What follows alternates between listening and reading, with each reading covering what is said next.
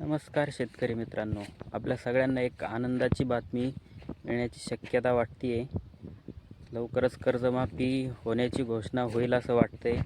कारण ज्या कारणाने कर्जमाफी लांबवली जात होती की सरकारच्या तिजोरीत पैसे नाहीत, तर ती तूट भरून काढण्यासाठी आपल्या राज्याचे कृषी मंत्री ऑनलाईन रमी खेळून पैसा जमवत आहेत असं वाटतंय.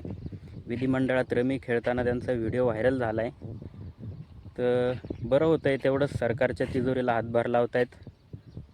कधी म्हणत आहेत की ओसाडगावची पाटीलकी, कधी म्हणत आहेत सरकार भिकारी, कधी म्हणत आहेत ढेकळाचा पंचनामा. सरकार जर भिकारी असेल तर अशा पद्धतीने ऑनलाईन रमी खेळून पैसा कमवायचा मार्ग सापडवलेला दिसतो आहे साहेबांनी. या असल्या ज्या घटना घडत आहेत याचा निषेध किंवा विरोध व्यक्त करण्यासाठी आपल्याकडे सोशल मीडियासारखा प्लॅटफॉर्म उपलब्ध आहे. त्याच्यावर सर्व शेतकऱ्यांनी फक्त व्यक्त व्हायचं आहे.